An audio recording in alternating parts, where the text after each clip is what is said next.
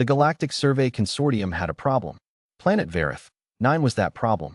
For 93 standard years, the greatest cartographers from 22 spacefaring civilizations had attempted to produce a complete topographical survey of Verith 9, a Class 10 gravity anomaly world, where gravitational tides shifted every 4 hours, where the crust breathed like a living thing, where mountain ranges collapsed and reformed on geological timescales measured in weeks rather than millennia. 17 survey teams had been lost.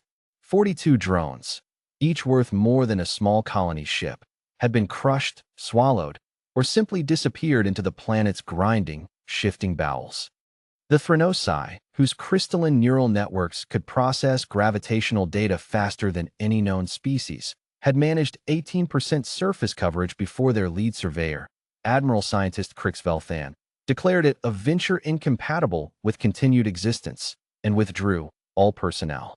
The Dravaki, whose gelatinous bodies could theoretically survive pressures that would liquefy most carbon-based life, lasted 11 days before their entire Eastern Survey team was swallowed by a continent-sized sinkhole that simply hadn't existed 6 hours before their deployment.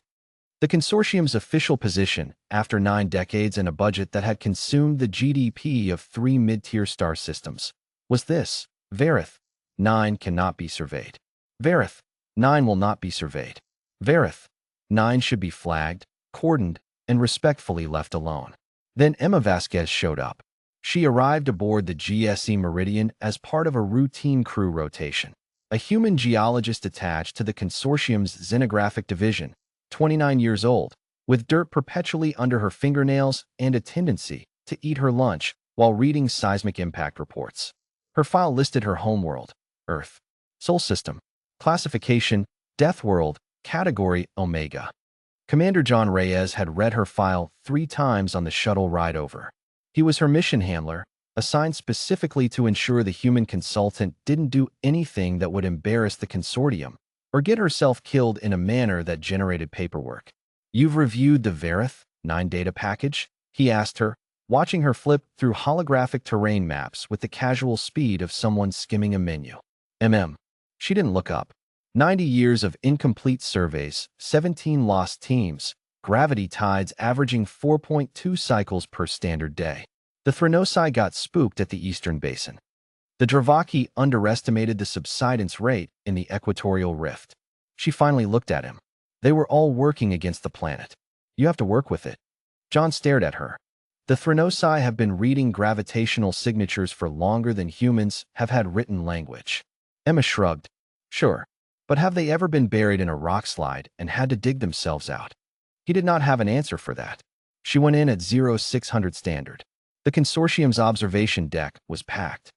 Scientists, administrators, and survey specialists from 11 different species crowded the monitoring stations, watching Emma's biosign feed and the geological sensors with the grim fascination of people attending an event they expected to end badly. Crix Velthan, the Thrinosi admiral who had personally abandoned the project 16 years prior, stood near the back. "She will not survive the first gravity tide," he said, not unkindly. "It is simply mathematics." John watched Emma's feed and said nothing. At 0622, the first gravity tide hit, a 340% increase in local gravitational pressure, the kind that had crushed the consortium's reinforced survey drones like paper cups. Emma's suit registered the spike. Her biosigns showed a brief cortisol increase. Then her movement signature changed.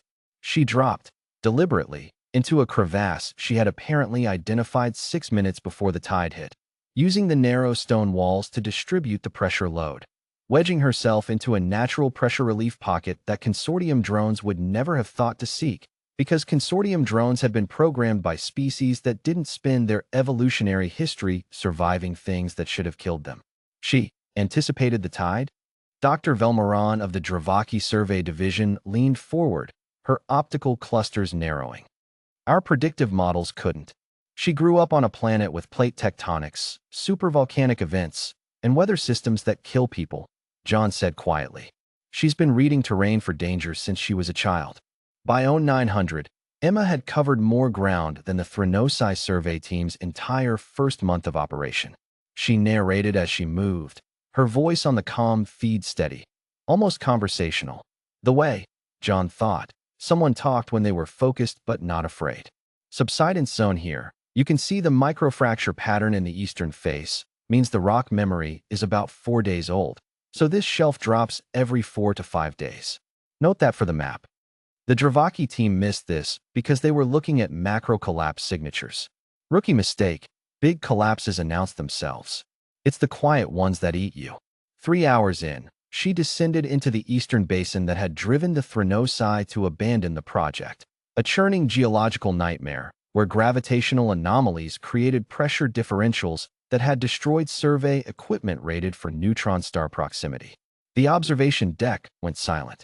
Her biosigns remained calm. Oh, that's interesting. Her voice crackled over the calm. The gravity anomalies are symmetrical. They're not random. They pulse. It's almost like a heartbeat. Every 11 minutes, the pressure equalizes for about 90 seconds. A pause. Yeah, if you move in the equalization windows, this whole zone is completely passable. The Thranosai models must have flagged it as chaotic because they were sampling at 12-minute intervals. Her tone carried no judgment, only the focused curiosity of someone who found problems genuinely fun. Moving through now. In the observation deck, Admiral Scientist Krixvelthan said nothing for a very long time. Then, quietly, we sampled at 12-minute intervals. Yes, John said. 11-minute pulse cycle. Yes. Another silence. We were always 1 minute off. For 16 years, John confirmed, not cruelly. She emerged at 12:14 standard, 6 hours and 14 minutes after insertion, carrying 3 rock samples, 17 hours of continuous geological footage, and a complete topographical survey of Varith, 9, the first in the planet's recorded history. John met her at the airlock. She looked tired in the satisfied way of someone who had done a thing they loved. There was a cut on her left forearm where a rock edge had caught her during the third gravity tide. She had apparently not considered it worth mentioning. She was eating a protein bar. Full coverage? John asked. Full coverage. She handed him a data chip. I flagged about 40 zones of ongoing instability, but the pulse cycles make them all navigable with a 15-minute observation window before entry. I also found what I think is a subsurface mineral formation in the southern polar region that's going to make several mining corporations extremely happy, so that should help recoup some of the survey budget. She paused thoughtfully. Also, I think the planet might be partially alive, like biologically, but that's a separate report. John looked at the data chip in his hand. 93 years, 22 species, 17 dead survey teams, 6 hours. How? He asked. And he meant it as a genuine question, not a challenge, not disbelief, just honest incomprehension from someone who had watched 9 decades of failure and then watched her walk out of it before lunch. Emma Vasquez thought about it for a moment. Earth, she said finally, is a Class 10 gravity anomaly world. We just don't call it that because we live there. She pocketed the protein bar wrapper with the habitual tidiness of someone who had spent time in environments where litter could kill you. Varith, 9 is mean. Earth is creative. You want to know how to read a world that's trying to kill you. She smiled, and it was warm, and it was genuine, and it was the smile of 29 years of surviving a planet that had never once given her permission. Ask someone who learned to walk on one. The survey report was published across 47 star systems 3 standard days later. The official consortium annotation, added by Administrator Prime Veldorash after considerable debate, read simply, Survey completed by E. Vasquez, Human, Earth, Sol System. Time elapsed, 6 hours, 14 minutes. Methodology, Terrestrial Intuitive Navigation. See Supplemental Xenobiological Analysis Re.